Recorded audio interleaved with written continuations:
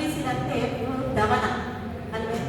ಇಲ್ಲಿ ಹೆಚ್ಚಿನವರೆಲ್ಲ ನುರಿತ ಕವಿಗಳೇ ಇದ್ದೇವೆ, ಆದ್ದರಿಂದ ಕವಿತೆ ಬಗ್ಗೆ ನಾನು ಹೆಚ್ಚು ಹೇಳಿ ಹೋಗುವುದಿಲ್ಲ.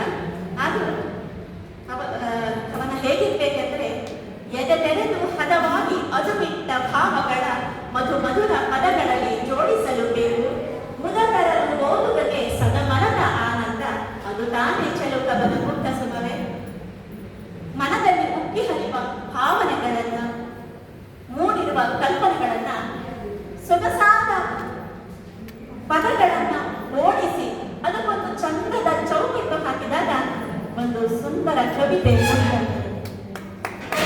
ಅದು ಓದುಗರಿಗೂ ಮತ್ತೆ ಬರೆದವರಿಗೂ ಖುಷಿ ಕೊಡುವಂತಿರ್ತದೆ. ಅದರಲ್ಲಿ ಪ್ರಾಸ, ಲಯ, ಸಾಂಕೇತಿಕ ಭಾಷೆ ಇದ್ದರಷ್ಟೇ ಚೆನ್ನ.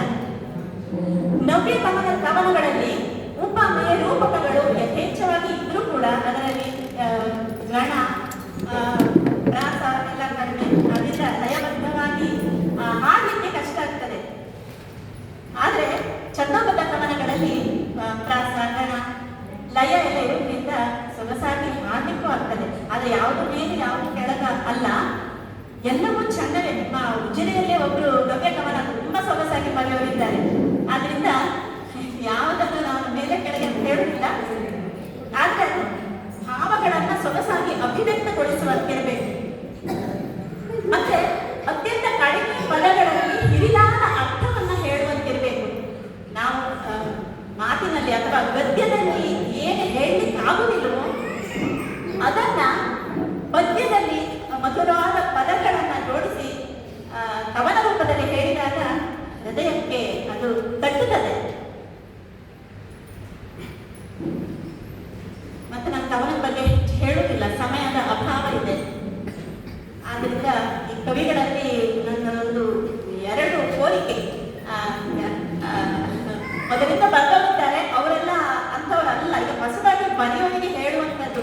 ಈಗ ಬಂದಿದೆ, ಆರ್ಟಿಫಿಷಿಯಲ್ ಇಂಟೆಲಿಜೆನ್ಸ್ ಎಲ್ಲ ಅದನ್ನು ನೋಡಿ ಕವನ ಬರೆಯುವವರೇ. ಸ್ಪರ್ಧೆಗೆ ಕೂಡ ಅದನ್ನ ಕವನನ್ನು ಕಳಿಸಿಕೊಟ್ಟಿದ್ದಾರೆ ಅಂತ ನನಗೆ ಗೊತ್ತಾಯ್ತು. ತುಂಬಾ ಬೇಸರ ಆಯ್ತು. ದಯವಿಟ್ಟು ಹಾಗೆ ಮಾಡಬೇಡಿ. ನಿಮ್ಮ ಮನಸ್ಸಿಗೆ, ನಿಮ್ಮ ಹೃದಯವನ್ನ ತಟ್ಟಿದ ಭಾವನೆಗಳನ್ನ, ನಿಮ್ಮದೇ ಪದಗಳನ್ನ ಹಾಕಿ ಬರೆದಾಗ ಆ ಸಿಗುವ ಖುಷಿ ಇದೆಯಲ್ಲ, ಅದು ಆ ಕವನದಿಂದ ಸಿಗುವುದಿಲ್ಲ.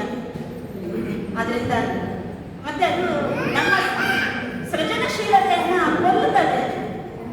ಆದ್ರಿಂದ ದಯವಿಟ್ಟು ನಿಮ್ಮ ಸಾಮರ್ಥ್ಯದಲ್ಲಿ ನಂಬಿಕೆ ಇಟ್ಟು ನೀವೇ ಬರೆಯಿರಿ, AI ಬೇಡ. ಮತ್ತೆ ಇನ್ನೊಂದು ವಿಷಯ ಏನಂದ್ರೆ, ಕವನ ಅಂದ್ರೆ ಪ್ರೀತಿ, ಪ್ರೇಮ, ಪ್ರಣಯ, ವಿರಹ ಎಲ್ಲ ಇರುತ್ತೆ. ಅದರಲ್ಲಿರುತ್ತೆ ಕವನ ಚಂದ. ಆದ್ರೆ ಅದು ಒಂದು ಹಂತದವರೆಗೆ ಮಾತ್ರ. ಅದನ್ನು ದಾಟಿ, ಅದನ್ನು ಮೀರಿ ಮುಜುಗರಗೊಳಿಸುವಂತಹ ಕವನಗಳನ್ನ ದಯವಿಟ್ಟು ಅಸಭ್ಯವಾದ ಪದಗಳನ್ನ ಹಾಕಿ ಬರೆಯಬೇಡಿ. ಯಾಕಂದ್ರೆ ಸ್ಪರ್ಧೆ ಕೂಡ ಅಂತ ಕೆಲವು ಕವನಗಳು ಬಂದಿದೆ ಅಂತ ಕೇಳ್ಪಟ್ಟೆ ನಾನು.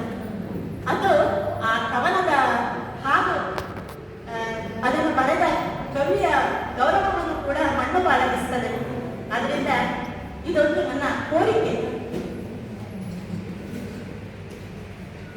ಇನ್ನು ನಾನು ಕವನದ ಬಗ್ಗೆ ಹೇಳ್ತೇನೆ. ಎಲ್ಲ ಕವನಗಳು ಅತ್ಯದ್ಭುತವಾಗಿದೆ. ಹರೀಶ್ ನೆಯ್ಯ ಇವರ ಕವನ ಮನದ ಪ್ರತಿಧ್ವನಿ. ಇದರಲ್ಲಿ ಮೌನದ ಮಡಿಲಲ್ಲಿ ಅರಳುವ ನಾದವಾಗಿ, ಗೊಂಡುಡಿಯಾಗಿ, ನಿಸರ್ಗದಲ್ಲಿ ತನ್ನ ಅಸ್ತಿತ್ವ ಹರಡಿದ ಗುಪ್ತಗಾಮಿನಿಯನ್ನು ಮನದ ಪ್ರತಿಧ್ವನಿ, ಬದುಕಿಗೆ ಮಧುರಾಗ ನೀಡುವ ಒಲವಿನ ಧ್ವನಿಯಾಗಿ ಗುರುತಿಸ್ತಾರೆ. ಚಂದದ ಕವನ. ಇನ್ನು ಸತ್ಯಲತಾ ಸಿದ್ದಮೂಲೆ ಇವರ ಭಾವ ಲಹರಿ ಕವನದಲ್ಲಿ ಸುಪ್ತ ಮನದಲ್ಲಿ 10 ಭಾವಗಳೇ ಗುಪ್ತಗಾಮಿನಿ ಅಂತ ಹೇಳ್ತಾರೆ. ಆ ಭಾವಲಹರಿಗೆ ತಪ್ತ ಹೃದಯಗಳನ್ನ ತಣಿಸುವುದೆನ್ನುತ್ತ ಭಾವರಸಧಾರೆ ಆಂತರ್ಯದಿಂದ ಹೊಸರುವಾಗ ಆವರಣ ಹಾಕಿ ಬಂಧಿಸಲಾಗದ ಅಸಹಾಯಕತೆಯನ್ನ ಸೊಗಸಾಗಿ ಅಭಿವ್ಯಕ್ತಪಡಿಸಿದ್ದಾರೆ. ಕುಸುಮಾವತಿ ಚಂದ್ರಶೇಖರ ಶೆಟ್ಟಿ ಇವರ ಕವನ ಶೀರ್ಷಿಕೆ ಸರಿಲ, ಮನದ ಸರಿಲ. ಮನದೊಳಗಿನ ಭಾವ ಪಲ್ಲವಿಯ ಭೀತಿ ಹೊನಲಾಗಿ ಹರಿಯುವ ಎದೆಯ ಗುಪ್ತಗಾಮಿನಿಯನ್ನು ಸೊಗಸಾಗಿ ಮಂಡಿಸುತ್ತಾರೆ. ಕನಸ ಸೌಖ್ಯವನ್ನು ನೀಡುತ್ತಾ ನನಸ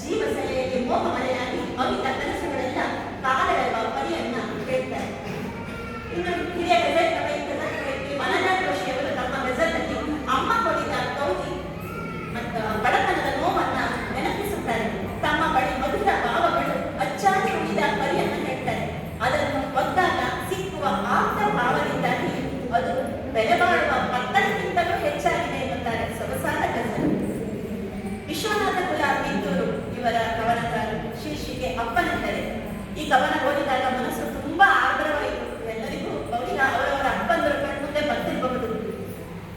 ಅಪ್ಪನ ಮನದಲ್ಲಿ ಮುಗ್ಧಗಾಮಿನಿಯಾಗಿರುವ ಕುಟುಂಬದಲ್ಲಿನ ಪ್ರೀತಿಯ ಬಗ್ಗೆ ಹೇಳ್ತಾ, ಅಪ್ಪ ನಮ್ಮನ್ನ ಅರ್ಥ ಮಾಡಿಕೊಳ್ಳಿಲ್ಲ ಎಂದು ದೂರುವುದಕ್ಕೆ ನಾವು ಅವರನ್ನ ಅರ್ಥ ಮಾಡ್ಕೊಂಡಿದ್ದೀವ ಅಂತ ಹೇಳ್ತಾರೆ. ಅಪ್ಪನ ಹೊರರೂಪ ನೋಡಿ ತಡೆಯುವ ಅಭಿಪ್ರಾಯ ಬೇರೆ, ಅದರ ಒಳಗಿನ ಸತ್ಯವೇ ಬೇರೆ ಅಂತ ಹೇಳ್ತಾರೆ.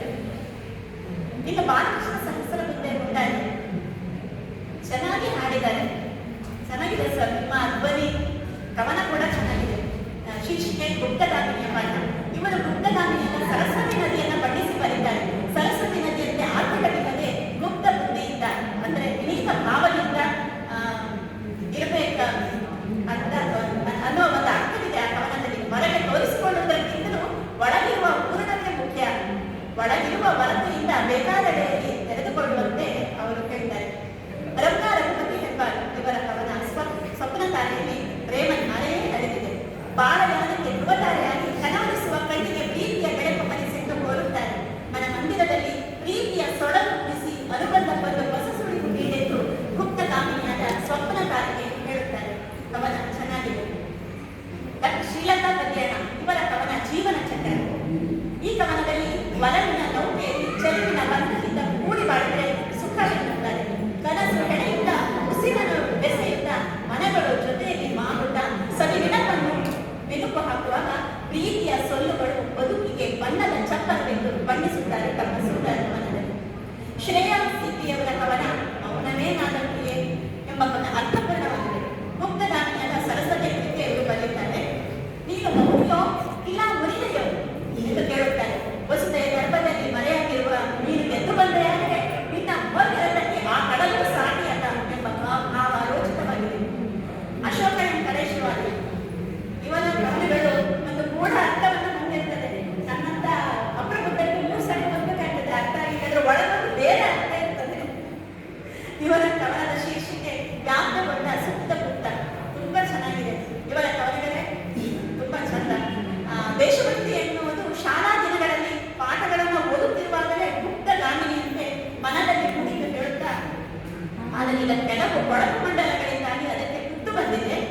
ಮತ್ತೊಮ್ಮೆ ಕೆಸರಲ್ಲಿ ಕಮಲ ಅರಳಿದಂತೆ ಸುಶುದ್ಧವಾಗಿರುವ ದೇಶಭಕ್ತಿ ಅರಳಿ ನೆರೆದೆ ಎಂಬ ಸದಾಶಯ ಇವರ ಕವನದಲ್ಲಿದೆ. ರಶ್ಮಿಕಾ ಸುರೇಶ್ ಜೋಗಿಬೆಟ್ಟು ಇವರ ಕವನ ನಗುವ ಒಳದಲ್ಲಿ ಪುತ್ರ ಶಬ್ದಗಳು ಕೂಡ. ಇವರ ನಗುವ ಒಳದಲ್ಲಿ ಗುಪ್ತಗಾಮಿನಿಯಾಗಿರುವ ಪುತ್ರ ಶೋಕದ ಗುಡವನ್ನ ಕಟ್ಟಿಕೊಡ್ತಾರೆ. ಅಪಾರ ಕನಸಿರುವ ಹೃದಯವು ಖಾಲಿಯಾಗಿ ಕಣ್ಣಂಚಲ್ಲಿ ನೀರುರುವಂತಾಗುವುದನ್ನು ಹೃದಯಂಗಮವಾಗಿ ಬಿಚ್ಚಿಡುತ್ತಾರೆ. ಶೋಕಪೂರ್ಣ ಕವನ. ದಿನೇಶ್ ಕುಂದರ್ ಬಿಳಿನೆಲೆ ಇವರ ಕವನ ಅದೃಶ್ಯ ಭಾವ. ಇದರಲ್ಲಿ ಎದೆಯ ಬಿಡಿಹಾಡೆಯಲ್ಲಿ ಬಚ್ಚಿಟ್ಟ ಭಾವಗಳು ಶೋಕ ಗೀತೆ ಹಾಡುತ್ತಿವೆ. ಭಾವಗಳು ಭಾವಗಂಗೆಯಾಗಿ ಹರಿದು ಬಲವತ್ತಗಿ ನೆನಪನ್ನು ಹೊತ್ತು ಸಾಗಲಿ ಎನ್ನುತ್ತಾ ಅದೃಶ್ಯ ಭಾವಕ್ಕೆ ಎದೆ ಬಯಲಲ್ಲಿ ಪ್ರೀತಿಯ ಗುಪ್ತಗಾಮಿನಿಯಾಗಿ ಹರಿಯುವಂತೆ ಹೇಳುತ್ತಾರೆ. ಚೈತ್ರ ಸತ್ಯಜಿತ್ ಬರ್ವೆ ಇವರ ಭಾವಯಾನ ಕವನದಲ್ಲಿ ಸ್ತ್ರೀಯನ್ನು ಗುಪ್ತಗಾಮಿನಿಯನ್ನು ಬಣ್ಣಿಸುತ್ತಾರೆ. ದುಗುಡಗಳನ್ನು ಬಚ್ಚಿಟ್ಟು ಆಸೆಗಳನ್ನು ಕತ್ತಿಕ್ಕುವ ಕಾಡ ಮಲ್ಲಿಗೆಗೆ 100 ನೋವಿನ ನಡುವೆಯೂ ಕಿರುನಗೆಯ ಸುರಿಸಿ ಒಳಗೆ ಬಿಗಿದರೂ ಪ್ರೀತಿ ಮಳೆಯನ್ನ ಬರುತ್ತಿದೆ. ಉದ್ದಕ್ಕೂ ಸುರಿಸುವ ಮಾಲಿನ್ಯನ್ನು ಬಣ್ಣಿಸುವ ಬಲಸುರಿಸು. ಇದು ಶಾಂತ ಇವರ ನಡಿಗವನಗಳ ಅಭಿಮಾನಿ ನಾನು. ಇವರ ಚಂಚಲತೆ ಕವನದಲ್ಲಿ ಚಂಚಲವಾದ ಮನದಲ್ಲಿ ಉದಯಿಸಿರುವ ಪರಿಛಾಯೆಯ ಕುರಿತು ಹೇಳುತ್ತಾರೆ. ಹಾಡಿನಲ್ಲಿ ಅಪಸ್ವರದ ಅವಲ ಹಿಂಸೆ ನೀಡುತ್ತದೆ. ಮತ್ತೊಂದು ದಿನ ಗುಪ್ತಗಾಮಿನಿ ಮನಸ್ಸು ಶಾಂತಿಯಿಂದ ಅರಳಿದೆ ಎಂಬ ಕಾತುರತೆ ಆ ಕವನದಲ್ಲಿ ಕಾಣುತ್ತದೆ. ದಿಲೀಪ್ ಕಡವ ಇವರ ಹಡದವ ಕವನ ತುಂಬಾ ಮನಸ್ಸಿಗೆ ಹತ್ರ ಇತ್ತು. ಪುರುಷನ ನೋವನ್ನ ಹೆಚ್ಚಿರುತ್ತಾರೆ. ಜವಾಬ್ದಾರಿಯ ಹೊರಗಿಟ್ಟು ಕನಸನ್ನು ಬಲಿಕೊಟ್ಟು ನನ್ನ ಆಸೆಗಳು ಮೌನದೊಳಗೆ ಸಮಾಧಿಯಾದರೂ ಅಡನಾಡದೆ ಧೈರ್ಯವೆಂಬ ಪಟ್ಟೆ ಹೊತ್ತ ಹೃದಯ ಬಿರುಕು ಬಿಟ್ಟ ಪುರುಷನ ಭಾವನೆಗಳನ್ನು ಹೆಚ್ಚಿರುತ್ತಾರೆ. ವಿದ್ಯಾರಸರೆಯವರು ಕವಿಗೋಷ್ಠಿಗೆ ಚಾಲನೆ ವಾಚಿಸಿದ ಕವನ ಮೌನ ಮಾಯೆ. ಕ್ಷಮಿಸಿ, ಕೊನೆಯಲ್ಲಿ ಹೇಳ್ತಾ ಇದೆ. ಇದರಲ್ಲಿ ಕ್ಷಣ ಕ್ಷಣಕ್ಕೂ ಬದಲಾಗುವ ಭಾವನೆಗಳನ್ನು ಗುಪ್ತಗಾಮಿನಿ ಎನ್ನುತ್ತಾರೆ. ಪ್ರೀತಿ, ವಿಷಾದ, ನಗು, ಅಳು ಇವೆಲ್ಲವೂ ಜೀವನದ ಪಾಠ ಕಲಿಸುವಂಥವು. ಅವುಗಳೆಲ್ಲದ ಜೀವನ ತಾನು ಕಾಗದಂತೆ ಎನ್ನುವ ಭಾವ ಬಲು ಚಂದ. ಇನ್ನು ಶಂಕರ್ ಕಾಮಿದ್ದಾರೆ. ಇವರ ಪ್ರೇಮಿಗೆ ಎಂಬ ಕವನವು ಅವರು ತುಂಬಾ ಸೊಗಸಾಗಿ ಹಾಡಿದರು. ಈ ಕವನ ಪವಿತ್ರ ಪ್ರೇಮ ಭಾವವನ್ನು ಸ್ಫುರಿಸುತ್ತದೆ. ಬರುವೆಯಾದರೆ ಪ್ರೇಮ ಪಾತ್ರದಿ ಧಾರೆಯ ನೆರವೇನು ಪ್ರೇಮದ ಮತ್ತು ನಿನ್ನ ರೂಪದೊಡನೆಗೆ ಜೀವನವು ಎನ್ನುವ ಸಾಲು ಕೊನೆಯ ಸಾಲು ಗಾಢ ಪ್ರೇಮವನ್ನ ಅಭಿವ್ಯಕ್ತಿಗೊಳಿಸುವ ಚಂದದ ಕವನ. ಇದು ಕೊನೆಯದಾಗಿ ನನ್ನ ಮುದ್ದಗಾಮಿನಿಯನ್ನ ನಿಮ್ಮೊಂದಿಗೆ ಹಂಚಿಕೊಳ್ತೇನೆ.